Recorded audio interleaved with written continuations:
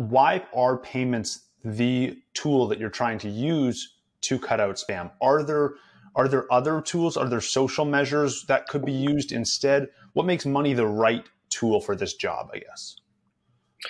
Yeah, I mean, of course, there are social measures, to reduce spam. That's essentially how all of the apps work today, right?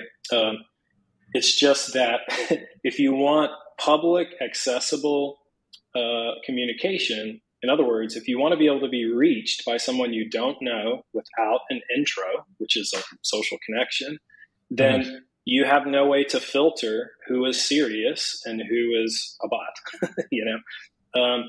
I don't think there is a better way than a market pricing mechanism. And the thing is it doesn't have to be a lot. Like, it's not like, I'm not saying you have to charge, $5 per message. It could be a cent, but that is enough to discourage a bot from messaging you. So I think that's the, my reasoning behind it. I think that, there's a lot of ways to attack spam, but I think there needs to be a market pricing mechanism to create signal from the noise. And, there's millions of applications out there for facilitating free communication and free access. I don't think they're going to go away. I don't think that your mom is going to start messaging you, paying to message you on Vita. But if you want to be contacted, cold contacted by someone, and you're interested in receiving that type of communication or monetizing your time in that way, then Vita is going to provide tools to facilitate that. That's fascinating. Just the idea of having a market price for your time. I think right now that is such a foreign concept to so many people. Like, they've been so used to giving it away for free on the internet that, like, oh, my data is worth something, my time's worth something. No way. They almost don't believe it.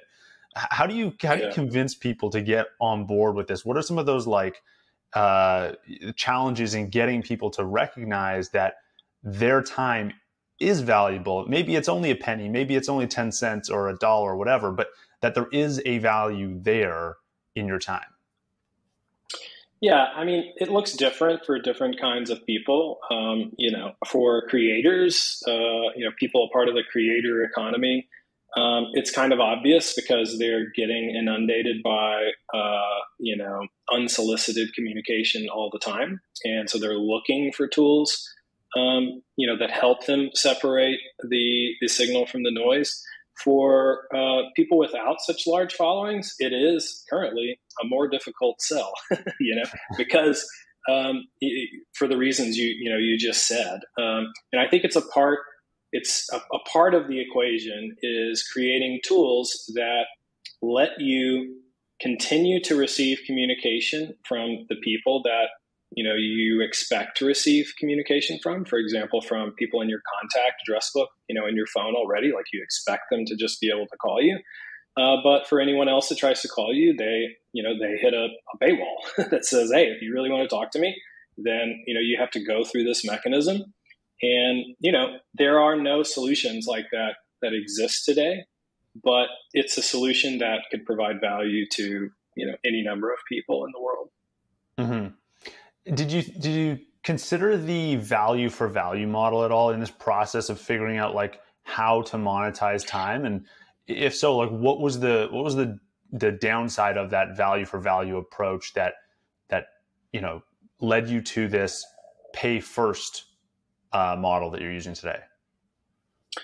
Well, I think that there's a lot of downsides. For example, when it comes to let's take the old earn.com model, where you could essentially request someone's time and you only paid if they sort of accepted your invitation, right? But what is that request? The request is an email message hitting your inbox that requires your time and attention to decide if you even want to look at it, right?